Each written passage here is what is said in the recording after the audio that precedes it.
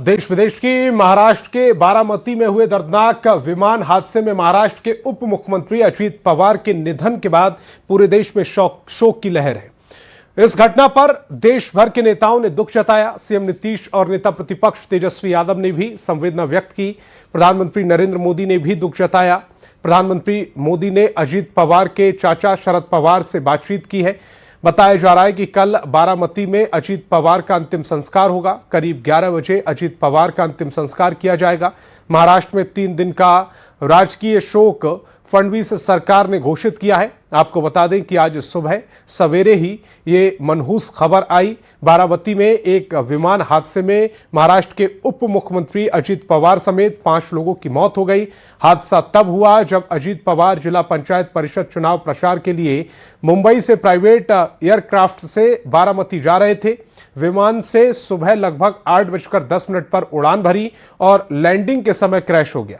Crash के बाद विमान का फ्यूल टैंक ब्लास्ट हो गया, जिसके कारण एयरजेट 45 प्लेन में सवार किसी भी व्यक्ति की जान नहीं बचाई जा सकी। विमान में अजित पवार, उनके सहयोगी और 2 क्रू मेंबर्स समेत 5 लोग सवार थे। तो चलिए अब आपको हादसे की अलग अलग तस्वीरें दिखाते हैं। किस तरह से यह हादसा हुआ है, कहां हादसा हुआ है, कैसे हादसा हुआ है और हादसे के बाद की कुछ तस्वीरें हम आपको दिखाने जा रहे हैं।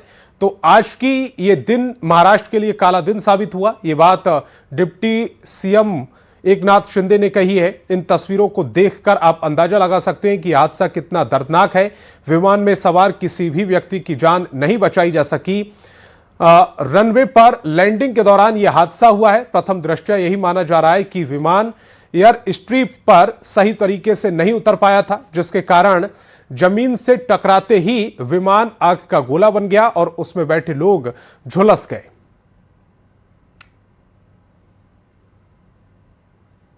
ये हमने देखा कि एयरप्लेन जब नीचे आया था ऐसा लग रहा था उसका क्रैश हो जाएगा ऐसा हम सोच रहे थे, तभी क्रैश हो गया।